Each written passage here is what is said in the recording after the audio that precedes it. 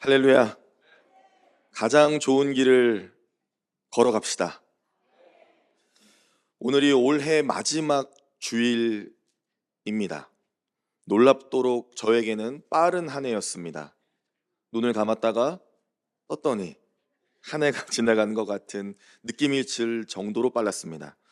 놀라운 은혜도 가득했습니다. 때로는 우리 가운데 아픔도 있고 또 고민도 있고 또 여러 일들이 있었지만 이내 기도하게 하시고 오늘 또 예배의 자리로 부르신 하나님께 모든 영광을 올려드립니다.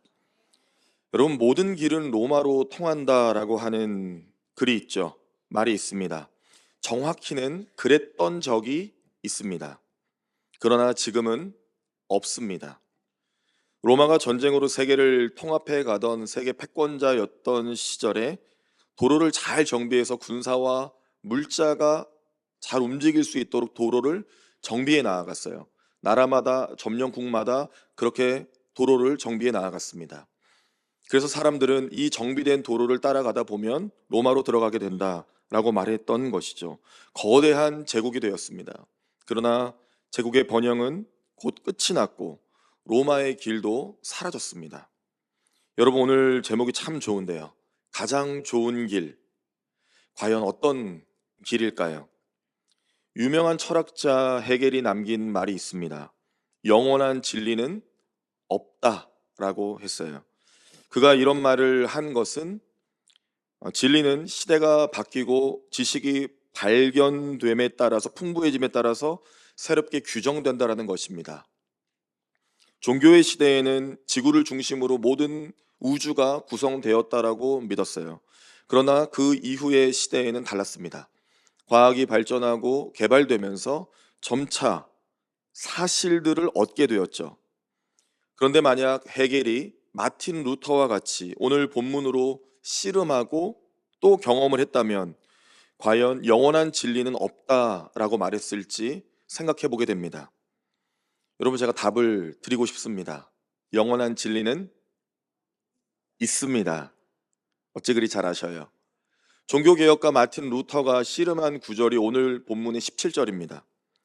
그는 하나님의 의를 고민했고 하나님의 의를 어떻게 하면 소유할 수 있을까? 그리스도인으로서 그것이 그의 평생의 고민이었어요. 종교개혁 전까지 고민이었습니다. 그러나 믿음이라는 것을 발견한 후에, 깨달은 후에 그는 부패한 당시 교회와 사회에 종교개혁의 횃불을 높게 들고 그 거대한 개혁의 문을 열어버렸습니다. 여러분, 그러니 지금의 기독교, 교회가 복음을 중심으로 사회의 부패를 이겨내고 건강하게 서 있을 수 있게 한 구절 중에 하나가 분명히 오늘 본문 17절일 것입니다. 그리고 또한 중요한 그 앞절인 16절도 있어요. 16절에 복음은 모든 믿는 자에게 구원을 주신 하나님의 능력이라, 이 구절은요 로마서의 주제입니다. 복음은 모든 믿는 자에게 구원을 주시는 하나님의 능력, 로마서의 주제이자 믿음을 가진 사람들의 주제와 같은 말씀이어야겠습니다. 오늘 말씀을 통해서 성령께서 우리의 귀와 마음을 인도하시며 인생의 가장 좋은 길을 깨닫게 하시는 은혜가 있기를 간절히 소망합니다. 우리도 우리의 인생 중에 가장 좋은 길의 문을 여는 그런 의미 있는 걸음, 바로 오늘 그 시작점이 되기를 또한 간절히 소망합니다. 여러분, 가장 좋은 길이 뭔지 아십니까? 오늘 우리가 읽은 본문 중에 나와 있습니다. 가장 좋은 길은 맞춰보시겠어요? 두 글자입니다. 복음입니다. 다 맞히셨어요. 가장 좋은 길은, 제가 오늘 말씀드리고 싶은 길은 복음입니다. 복음을 잘 알고 경험하며 살아가면 나라고 하는 개인의 변화가 가정을, 또 이웃을, 세상을 변화시키는 놀라운 능력의 결과로 이어지게 합니다. 그렇기 때문에 우리가 기억해야 할 것들이 있어요. 가장 좋은 길이 복음이라면 우리가 기억해야 될 첫 번째는 복음은 자랑스럽다는 겁니다. 여러분, 복음은 자랑스러운 거예요. 복음은 자랑해야 될 주제입니다. 믿는 우리에게 그렇습니다. 예수님도 말씀하셨어요. 마가복음 8장 38절에 말씀하셨습니다. 누구든지 이 음란하고 죄 많은 세대에서 나와 내 말을 부끄러워하면 인자도 아버지의 영광으로 거룩한 천사들과 함께 올 때에 그 사람을 부끄러워하리라. 아멘입니다. 이 음란하고 악한 세대 중에 예수님과 예수님의 말씀을 부끄러워하면 다시 오실 주님은 우리를 부끄러워할 것이라 말씀하셨어요. 여러분, 복음은 자랑해야 합니다. 복음의 원래적 원어적 의미가 이거예요. 전쟁에서 승리한 국가의 전령이 승전보를 두고 자기 국가로 달려가는 겁니다. 이게 복음이에요. 가장 기쁜 소식이죠. 전쟁에서 군사가 가장 기쁜 소식이 뭘까요? 승리죠. 이기는 겁니다. 그 기쁨의 소식을 들고 자기 나라로 가는 거예요. 그 발걸음이 얼마나 기쁠까요? 전쟁에서 이긴 군인이 부끄러워하지 않습니다. 목적을 달성했고 명예로운 것이니까 자랑하는 것이죠. 복음의 원뜻이에요. 복음을 부끄러워하지 않는다면 여러분, 예수님이 하신 그 귀한 거룩한 사역에 우리가 참여하게 되는 겁니다. 히브리서 12장 2절이에요. 믿음의 주요 또 온전하게 하시는 이인 예수를 바라보자. 그는 그 앞에 있는 기쁨을 위하여 십자가를 참으사 부끄러움을 개의치 아니하시더니 하나님 보좌 우편에 앉으셨느니라. 아멘입니다. 예수님은 하나님의 뜻을 이루기 위하여 십자가에 달리시는 것을 부끄러워하지 않고 개의치 않으셨어요. 그렇기 때문에 우리가 복음을 부끄러워하지 않는다는 것은 바로 이 예수님의 놀라운 구원의 역사 가운데 우리가 참여하게 되는 은혜를 입는 겁니다. 바울은 주후 57년경에 이 로마서를 고린도에서 기록을 합니다. 서신이죠. 편지였어요. 누구에게 보내는 편지입니까? 로마에 있는 교회에 보내는 편지였어요. 당시 로마는 황제를 가리켜 주여라고 불렀습니다. 퀴리오스, 주님이라는 호칭이었어요. 종교적인 의미로 해석하면 이것은 하나님이라고도 부를 수 있습니다. 황제에게 하나님이라 불렀던 시대였어요. 우상화를 시켰습니다. 그렇게 우상화되어 있는 로마에 있는 교회들에게 이러한 편지를 보냈고, 또 로마에 있는 사람들이 이 글을 보면 어떤 생각을 했을까요? 어리석다라는 거였어요. 로마는 모든 길을 열고 있었고 세계의 패권 국가였습니다. 그들이 볼 때는 예수와, 그리고 예수가 힘없이 달려 죽은 십자가의 형틀, 그 십자가는 어리석음이었어요. 모든 것을 갖춘 자가 할 수 있는 생각이었죠. 로마는 그런 것입니다. 그런데 바울도 사울이었을 때 십자가를, 복음을 부끄러워했어요. 바울은 로마의 군인이었고 사울이었을 때 저들의 문화와 지식을 배웠습니다. 세상을 자랑했고 십자가를 저주했어요. 예수를 따르는 자들을 가두려고 했습니다. 또한 예수가 말하는 복음이 그에게는 아무것도 아니었어요. 부끄러운 것이었습니다. 그러나 훗날 바울이 빌립보서 3장 8절에서 고백을 하죠. 또한 모든 것을 해로 여김은 내 주 그리스도 예수를 아는 지식이 가장 고상하기 때문이라. 내가 그를 위하여 모든 것을 잃어버리고 배설물로 여김을 그리스도를 얻고, 이렇게 표현되어 있습니다.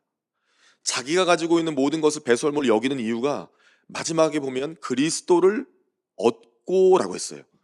가장 중요한 것을 얻은 자가 그동안에 중요하다고 여겼던 것들에 대해서 하찮게 여기는 법이죠.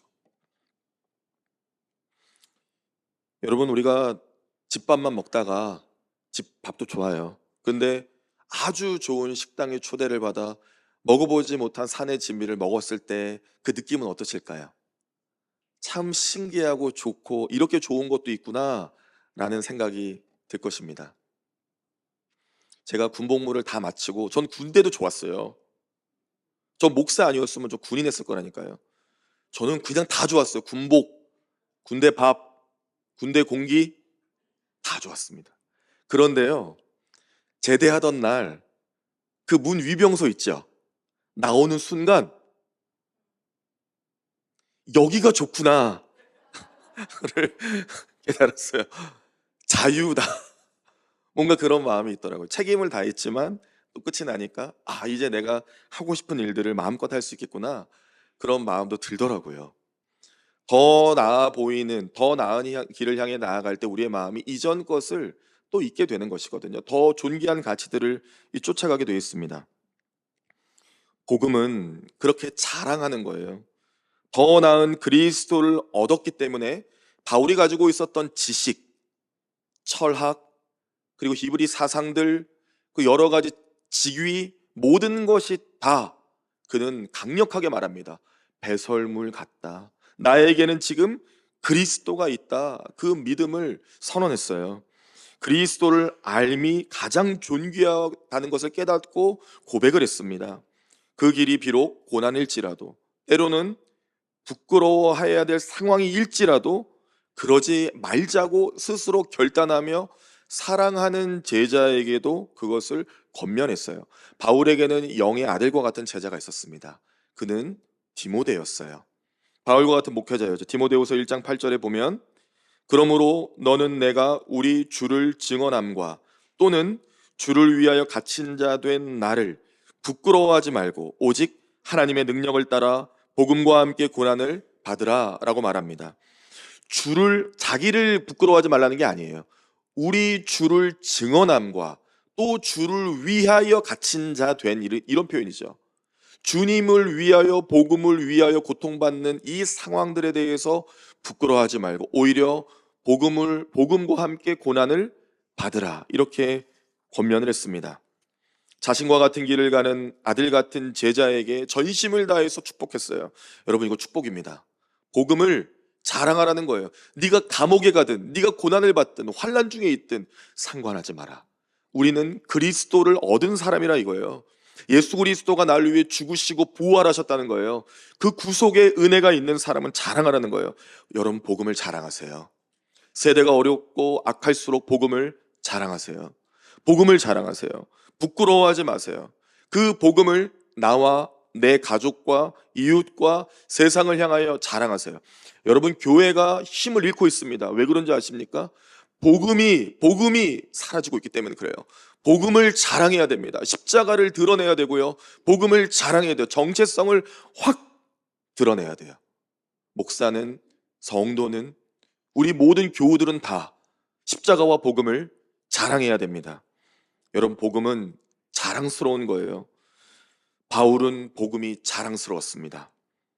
여러분, 복음을 자랑할 때 하나님의 마음과 일하시는 손이 그와 함께 하세요. 성경은 계속 그 이야기를 하는 겁니다. 사건과 여러 상황들이 다르지만 성경은 끊임없이 한 줄기로 이야기해요. 십자가를 자랑하라. 복음을 자랑하라. 그리스도인은 복음을 자랑해야 힘이 생기는 거예요. 교회는 복음을 자랑할 때 본질의 역사와 힘이 나타납니다. 여러분, 어려운 때일수록 우리가 복음을 자랑하는 교회가 됩시다. 복음을 자랑하는 성도가 됩시다. 여러분, 그리고 두 번째로 복음은 하나님의 능력입니다. 복음은 뭐라고요? 하나님의 능력입니다. 하나님의 능력요. 사람이 아무리 지혜와 할 수 있는 것들을 다 동원해도요, 사람의 범위 안에 있어요. 그러나 하나님의 능력은 모든 두려움을 이기고 죄와 사망의 권세를 이깁니다. 그렇게 구원의 강력한 능력이 바로 하나님의 능력이에요. 여러분, 시편 27편 1절을 제가 요약해드리면, 하나님은 빛, 하나님은 구원, 이렇게 말하면서 생명의 능력, 이렇게 말합니다. 그러면서 두려워하거나 무서워하지 않겠다라는 결단이 시편 27편 기자에게 나타나요. 생명의 능력이시기 때문에 내가 두려워하거나 무서워하지 않겠다라는 것이죠. 고린도전서 1장 18절의 말씀, 너무나 유명한 말씀입니다. 화면에 있어요. 같이 한번 해볼게요, 권사님. 시작.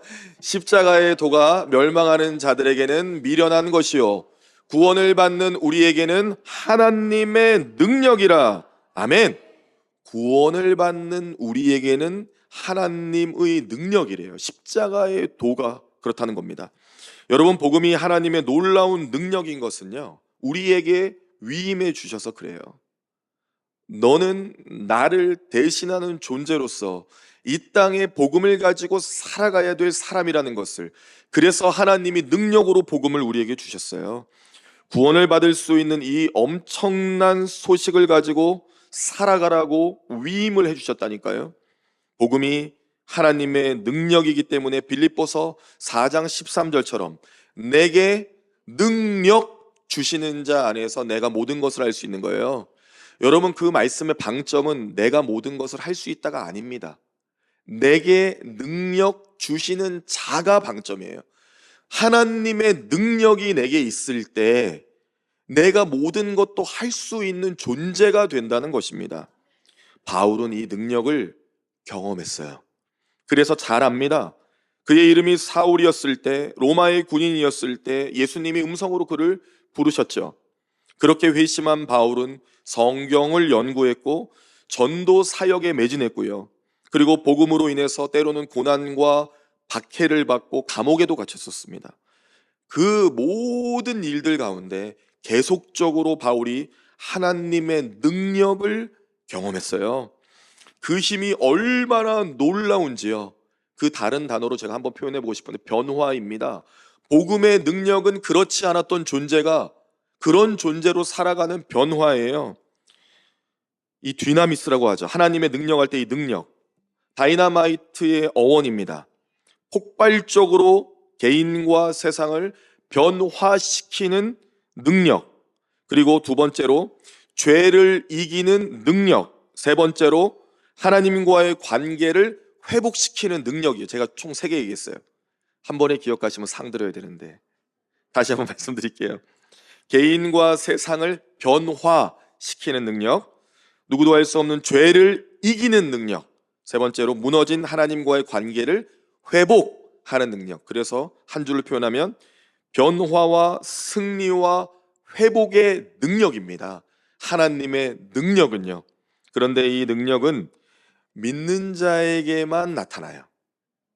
믿는 자만 이 능력을 발휘할 수가 있습니다. 16절에 보면 모든 믿는 자에게 구원을 주시는 하나님의 능력이라고 했어요. 17절에 보면 오직 의인은 믿음으로 살라고 했습니다. 그러니 복음이 하나님의 능력으로 우리 삶 가운데 나타나려면 믿어야죠. 이건 이론이 아니에요. 책이 아닙니다. 하나님의 복음의 능력이 우리 가운데 나타나려면 믿어야 돼요. 예수의 피, 나를 위해 죽으신 예수의 보혈, 그리고 그분이 약속대로 죽으시고 3일 만에 부활하셨다는 것을 믿으면 보혜사 성령이 이것을 깨닫고 알게 하십니다. 이것을 과연 믿느냐는 거예요. 믿음이 중요합니다. 믿음이 진짜 아는 거예요. 하나님의 능력이 나타나려면 단순하게 믿어야 돼요. 저는 예수님을 믿습니다. 여러분 예수님 믿으십니까? 아멘이죠. 그 눈빛이 달라요. 흐리멍텅하지가 않아요. 예수 믿는 사람 눈은 총기가 있어요. 저를 좀 보세요. 웃으시라고 한번 말씀드렸어요. 예수님께서 우리를 위하여 죽으셨다, 부활하셨다, 성령이 이것을 알게 하신다는 것을 믿고 하나님의 능력을 이 제가 입은 목사의 가운처럼 입으면 하나님의 능력이 우리 삶 가운데 드러나서 인간의 영역이 아닌 하나님의 일하심을 볼 수가 있습니다.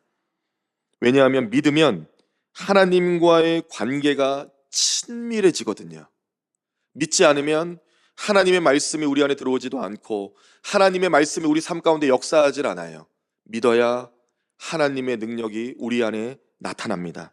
여러분 하나님의 말씀, 하나님의 복음의 이 능력을 믿으시고 하나님과의 친밀한 관계 안에서 우리가 해낼 수 없는 여러 가지 일들에 관하여 하나님이 개입하시고 주장해 주시길, 그러한 복음의 능력으로 승리하는 삶이 되시길 간절히 축복합니다. 여러분, 그리고 세 번째죠. 복음은 부흥으로 인도합니다. 어디로 인도한다고요? 부흥으로 인도합니다. 왜냐하면 복음 안에는 하나님의 의가 나타난대요. 하나님의 의, 좀 어려운 표현이죠. 하나님의 의에서 의는 디카이오시네라고 하는데 하나님과의 친밀한 관계, 바른 관계를 말합니다. 여러분 이것을 다른 단어로 표현하면 칭의예요. 칭의, 칭의, 이신칭의, 마틴 루터가 종교개혁을 시작하면서 진행했던 중요한 주제였죠. 그 칭의, 2023년 출간한 마이클 리브스의 책이 있습니다. 칭의를 누리다라는 책이에요. 그 책의 내용을 제가 조금 읽어드릴게요. 오직 그리스도께서 나의 의로움이 되신다. 그분이 나의 자격이며 하나님 앞에서 내가 가진 신분이 되신다. 우리의 위대한 신랑이신 그리스도께서는 우리의 모든 죄와 사망과 심판을 취하여 십자가에서 감당하셨고 자기 피로 그 모든 것을 덮으셨다. 또한 그리스도께서는 자신의 모든 의로움과 복됨과 아버지 앞에 사랑받는 지위를 주셨다. 제가 지금 강조해 읽은 세 가지 단어가 있어요. 자격, 신분, 지위였습니다. 여러분, 칭의는 쉽게 말씀드리면 신분의 변화예요. 그럴 수 없었던 존재가 바뀌어 해낼 수 있는 존재로 나아간 것이죠. 자격, 신분, 지위가 완전히 바뀐 거예요. 그럴 만한 자격이 없던 자가 그럴 수 있는 자격을 얻었어요. 아무것도 아닌 자가 놀라운 신분을 얻게 됐습니다. 더 이상 올라갈 수 없었던 존재가 끝까지 올라가는 지위를 얻었어요. 신분의 변화. 그러나 여러분, 인간은 본래 하나님 앞에 의로울 수 없습니다. 욥기 9장 2절이죠. 진실로 내가 이 일이 그런 줄을 알거니와 인생이 어찌 하나님 앞에 의로우랴. 인간은 하나님 앞에 의로울 수가 없어요. 그렇기 때문에 하나님께서 독생자 예수 그리스도를 하나님과 인간 관계를 화목하게 하시기 위하여 십자가에 달아 죽이셨어요. 그 이름을 믿는 자에게 의롭다 칭해 주시는 거예요. 예수 그리스도가 죽어 그 십자가의 은혜를 믿고 그분의 부활을 믿으면, 그 이름을 믿으면 의롭다고 하나님의 의를 우리에게 주시며 너도 의롭다고 칭해 주신답니다. 그러면 죄인이 의인이 되는 거죠. 그 은혜가 하나님의 의예요. 바로 십자가의 역사입니다. 죄 없는 그리스도가 하나님의 뜻에 따라 십자가에 순종하고 오직 그 은혜로 우리가 구원받은 거예요. 우리의 자격이 없어요. 집사님 왜 그렇게 신앙생활 하시는데? 그럴 필요 없어요. 우리는 다 똑같은 죄인입니다. 우리는 다 죄인이었어요. 그러나 그리스도께서 십자가에 달려 죽으심으로 우리를 의롭게 하셨어요. 자격을 주셨죠. 고린도후서 5장 21절입니다. 하나님이 죄를 알지도 못하신 이를 우리를 대신하여 죄로 삼으신 것은 우리로 하여금 그 안에서 하나님의 의가 되게 하려 하심이라. 아멘입니다. 십자가에서 예수 그리스도가 죽으심으로 도저히 얻을 수 없었던 하나님의 의를 얻어 죄인이 의인이 되었어요. 이것이 복음에 나타난 놀라운 능력, 하나님의 의라는 것입니다. 그 은혜로 우리가 죄 가운데 살아가도 아무리 일탈해도 자기 아들을 아끼지 않고 내어주신 이가 찾아오신다는 거예요. 여러분, 만약 돌아온 탕자가 집에 돌아오지 않았다면 아버지가 그를 버렸을까요? 아니요. 만약 돌아온 탕자가 더 늦도록 집에 오지 않았다면 그 아버지는 분명히 쫓아갔을 겁니다. 아버지의 사랑, 성경이 말하는 하나님 아버지 사랑은 그렇거든요. 아무리 일탈해도 찾아오세요. 붙들어 주십니다. 유명한 신학자 톰 라이트가 있어요. 톰 라이트는 오늘의 본문 17절 하나님의 의에 관하여 이렇게 설명합니다. 하나님의 언약에 대한 신실함, 하나님이 약속을 하시고 하나님이 그 약속을 지키신다라고 표현했어요. 신학자 톰 라이트는. 인간이 아무리 하나님의 언약에 불구하고 끊임없이 죄로 일탈하지만 하나님의 거대한 계획과 약속은 변치 않고 신실하셔서 끝까지 지키신다는 거예요. 여러분, 이게 바로 십자가입니다. 복음은 십자가예요. 그렇게 우리에게 자격이 없고 그 무엇도 없어도 우리가 부를 수 있는 이름이 있는 거예요. 우리가 아무리 죄 가운데 있고 실패하고 넘어지고 괴롭고 고통 가운데 있더라도 우리가 부를 수 있는 이름이 있어요. 바로 예수 그리스도입니다. 예수 그리스도, 하나님의 의, 십자가의 예수 그리스도, 그분이 우리의 길이세요. 그분이 우리의 가장 좋은 길입니다. 복음은 예수 그리스도예요. 그 가장 좋은 길을 걸어야 돼요. 만약 예수 그리스도가 우리의 길 되어주시고 우리의 미래가 되어주시면 얼마나 좋을까요? 하루에 눈을 뜨고 예수님이 나에게 손짓하며 영진아 일로 와, 이쪽이야 이쪽. 여러분 가겠어요 안 가겠어요?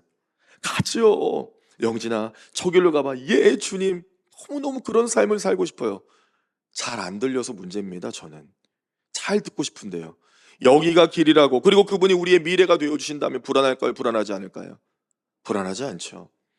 어떤 운동선수가 있는데 그가 1년 내내 100번의 달리기 시합에서 금메달만 땄어요. 세계 기록 보유자라고 합시다.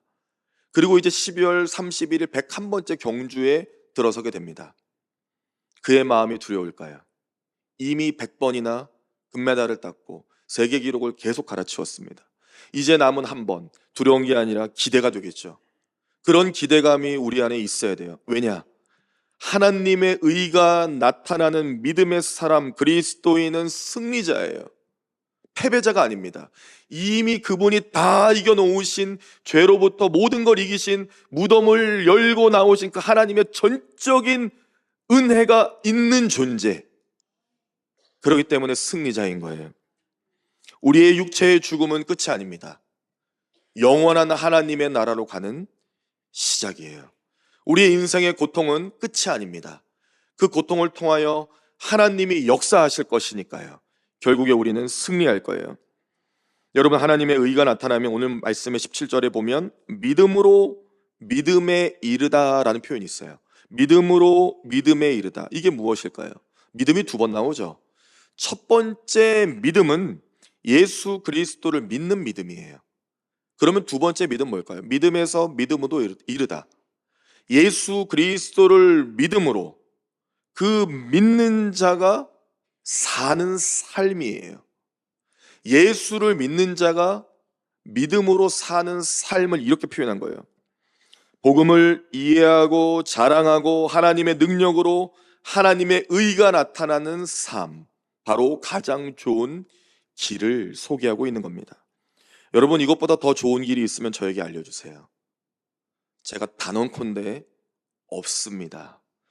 복음, 예수 그리스도의 죽음과 부활, 그로 인하여 죄인이 의인이 되고 하나님의 능력이 나타나고 하나님의 의가 나타나 믿음으로 살아갈 수 있도록 인도해 주신 길보다 더 좋은 길이 있으면 저에게 카톡 주세요.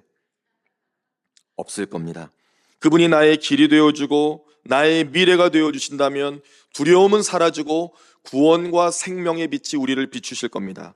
그렇게 자격 없는 죄인이 의인이 되어 고백하는 구절이 오늘 바울이 인용한 하박국 2장 4절이에요. 17절에 보면 구약의 인용 구절이 있습니다. 하박국 2장 4절이죠. 오직 의인은 믿음으로 말미암아 살리라, 이 구절이에요. 하박국 선지자가 고백했던 믿음의 선언을 바울이 다시 인용합니다. 무화과 나뭇잎이 마르고 포도 열매가 없고 아무것도 없고 민족의 슬픔과 고통과 눈물 가운데 그리스도, 바로 하나님을 얻고 그로 말미암아 내가 가진 모든 생각을 내던지고 오직 주님이 우리를 구원하실 것이다, 나와 민족을 구원하실 것이다 라는 약속을 믿고 고백했던 말이잖아요. 믿음으로 산다, 바로 그거예요. 믿음으로 믿음에 이른다. 예수 그리스도를 믿어 그 믿음으로 하나님의 능력과 의가 나타나는 삶을 살아라. 이것이 하나님이 우리에게 주시는 가장 좋은 길입니다. 여러분, 가장 좋은 길, 바울은 이렇게 완벽하게 이 복음의 본질을 이해하고 있었어요. 보석보다 귀한 길을 발견했습니다. 그런 보석 찾으러 가야죠. 그래서 바울은 끝까지 복음을 전했대요. 사도행전 마지막 구절에 보면 하나님의 나라, 그 복음을 전했다라고 마칩니다. 그의 온 인생이 그거를 증명해냈어요. 예수를 죽이려고 했던 자가 예수를 위하여 죽었다니까요. 참 놀라운 일이에요. 우리의 삶이 그래야 돼요. 복음을 자랑하고 하나님의 능력이 나타나고 하나님의 의로 신분이 변화된 자답게 승리자로 결단하고 기도하며 살아가야 됩니다. 하나님이 능력되어 주시고 진정으로 부흥시켜 주시는 삶. 여러분 진짜 부흥이 뭔지 아시잖아요. 그것은 숫자적인 증가만 말하는 것이 아니에요. 진정으로 성경이 말하는 부흥은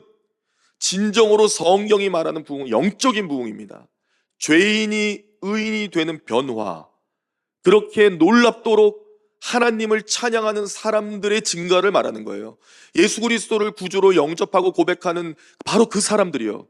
우리나라가 그랬으면 좋겠습니다. 우리 한국교회가 그랬으면 좋겠고, 온 세계 열방 가운데 우리가 이 믿음과 복음을 전하기 위해 나갔으면 좋겠어요. 우리의 가정이 그렇게 복음으로 구원받았으면 좋겠습니다. 이게 부흥이죠. 그럴 수 없었던 존재가 그러는 과정, 그리고 하나님의 그 뜻이 이 땅 가운데 십자가로 심어주신 가장 좋은 길 복음이, 그 복음이 우리를 통하여 드러나는 바로 이 놀라운 변화, 이것이 진정한 부흥입니다. 복음은 부흥으로 우리를 인도해요. 사랑하는 교회 여러분, 제가 엄청 핏대 세우면서 얘기했어요. 근데 여러분 그거 아세요? 우리가 한 해 동안 부족하지만 그 가장 좋은 길을 걸었어요. 안 믿으시는데요? 믿어주세요. 우리가 각자에게는 연약함이 있고 죄도 있었어요. 또 부족함이 있었어요. 내가 이 정도로 주님을 경배했을 때 괜찮았을까? 그런 의구심도 있습니다. 그러나 우리는 잘 걸어왔어요. 단 내년에 우리가 걸어가야 될 길은 더 선명하길 바라는 마음으로 말씀이 준비되었습니다. 복음을 자랑하는 교회, 그리고 하나님의 능력이 나타나는 가정, 하나님의 의가 드러나는 나라, 그렇게 전적인 복음의 역사가 있는 우리 모두가 되기 위하여 믿음으로 믿음에 이르며 나아가야 돼요. 그래서 올해보다 우리가 내년에 더 전심으로 예배하고, 더 전심으로 하나님 찬양하고, 더 전심으로 기도하기를 바랍니다. 여러분께서 저 목소리 쉬었다고 걱정해 주시던데요. 응원해 주세요. 확 쉬게. 목사가 기도하면 목도 쉬는 거죠. 더 기도해서 부흥사님들처럼은 아니더라도 저도 쇳소리 나면서 설교해 보게요. 여러분 전심으로 그 길을 함께 걸어갑시다. 복음, 그 가장 좋은 길을 걸어갑시다. 내가 변하고, 가정이 변하고, 또 나라가, 교회가 변하고, 이 땅과 민족이 변하고, 유일한 길, 예수 그리스도, 진정한 나의 길과 미래가 되어주시는 그 이름 붙잡고 나아갑시다. 특별히 혼란한 상황 중에 우리나라가 있습니다. 여러분 이때 복음의 사람들이 깨어 기도해야 돼요. 회개해야 됩니다. 나라와 민족의 죄를 놓고도 회개해야 되고, 우리를 바라보고도 회개해야 돼요. 우리가 이 시간 속에 무릎을 꿇고 기도하지 않으면 누가 기도하겠습니까?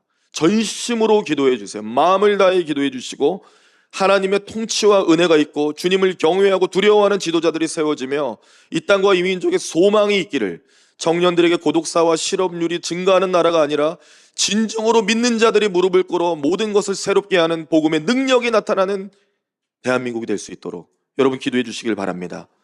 또한 멀리 보지 마시고 우리 가정이 그렇게 변화되기를 기도하세요. 내 자녀가 믿지 않습니다. 내년에 우리 교회에서 그런 얘기 없기를 바라고 믿습니다. 모두가 구원받는 날, 모두가 구원받는 해가 되었으면 좋겠어요. 진정한 부흥이 우리에게 있기를 간절히 소망합니다. 기도하겠습니다. 하나님 아버지 감사합니다.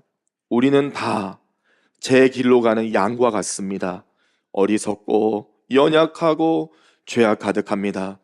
그럼에도 불구하고 주님 우리를 포기치 않으시고 하나님 언약의 신실함으로 우리가 일탈할지라도 끝까지 붙들어 주셔서 올해 마지막 주일 예배를 드리게 하시니 모든 찬양과 영광을 받아 주시옵소서. 복음을 부끄러워했던 수많은 시간들을 용서하여 주옵소서. 아버지 우리가 복음을 자랑하게 하시고 바알과 같이 내 지식과 내 삶의 모든 것들을 배설물로 여기며 그리스도를 얻음에 감사와 찬양과 경배를 드릴 수 있도록 삶의 모든 방향을 그리스도로 조정될 수 있도록 인도하여 주옵소서. 하나님, 우리에게서 하나님의 능력이 나타날 수 있도록, 그 복음이 하나님의 능력이심을 믿고 구할 수 있도록 은혜를 베풀어 주시옵소서.